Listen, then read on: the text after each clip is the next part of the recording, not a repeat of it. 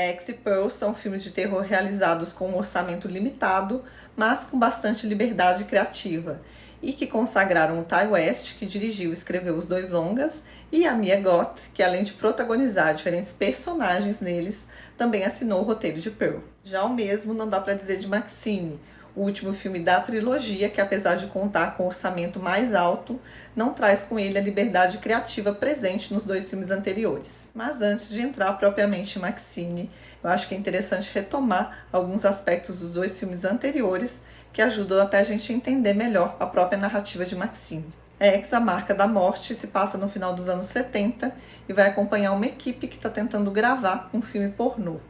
E para isso eles vão para uma região rural do Texas, alugando um espaço numa propriedade de um casal de idosos. E é ali que o sexo vai se misturar à violência num slasher bem peculiar. Quem é a estrela desse filme é a Maxine, que também está nesse filme pornô que está sendo gravado, mas que tem o desejo de ir muito além disso, se tornando uma estrela famosa e reconhecida. E ela vai fazer de tudo para sair dali viva e alcançar esse objetivo. Então essa é uma Maxine que é corajosa, ousada e nada contida. X também faz referência a algumas obras cinematográficas conhecidas, como o Massacre da Serra Elétrica, que funciona muito bem para a construção narrativa desse filme. E pouco tempo depois de X ser lançado foi a vez de Pearl.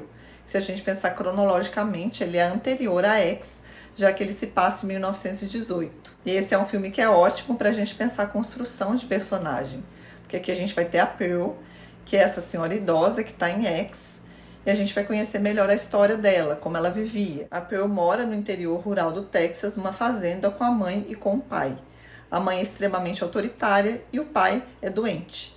Então as tarefas da Pearl se dividem entre cuidar da casa e cuidar desse pai, vivendo isolada nessa região, que é uma coisa que ela detesta. Pearl é um filme que traz desde o começo as perturbações emocionais dessa personagem e também o desejo em comum que ela tem com a Maxine, que é se tornar uma estrela. Também em Pearl, o Ti West se serve de algumas referências de obras cinematográficas conhecidas, e aqui eu destaco o Mágico de Oz, que vai ajudar na construção de uma sequência entre a Maxine e o espantalho. Então, em ambos os filmes, o Ti West consegue usar as referências a obras cinematográficas conhecidas de uma maneira muito interessante e que eu acho que fortalecem ainda mais a construção narrativa dos filmes. Mas, infelizmente, não dá para dizer o mesmo de Maxine, que as referências estão ali, mas elas não operam de uma maneira que isso seja construtivo narrativamente falando. E agora vamos falar um pouco mais de Maxine. Maxine é ambientado na Hollywood de 1985, e para isso o filme se serve de elementos históricos e iconográficos dessa época,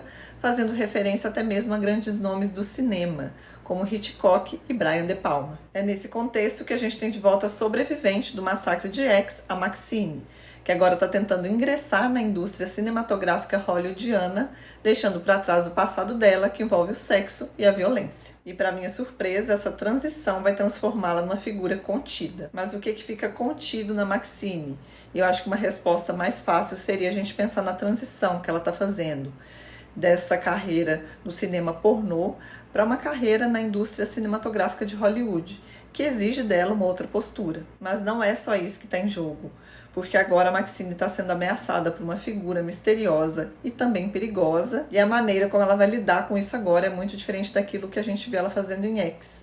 Inclusive tem uma cena de perseguição entre ela e o personagem do Kevin Costner, que é assim impressionante como ela fica com medo de enfrentar aquela situação que está diante dela. Então a sensação que eu tive é que essa Maxine, que antes se garantia sozinha, agora precisa ser salva por alguém. Mas essa contenção não acontece apenas com a personagem da Maxine, mas sim de uma maneira geral na narrativa do filme, principalmente quando o filme tenta estabelecer uma atmosfera de terror e suspense a partir da figura de um Night Stalker que está solta nas ruas de Los Angeles. E aí mora para mim um dos principais problemas de Maxine, que é conter os extremos que consagraram os outros dois filmes, e até mesmo a própria protagonista, que perde aquela coragem frenética e decidida que ela tinha lá atrás. Já Maxine é repleto de referências, tem os adornos estéticos que o diretor utiliza sem problema nenhum e que fazem com que o filme seja chamativo, mas por dentro a sensação é que a narrativa é oca. E é um oco que está ligado a essa contenção dos extremos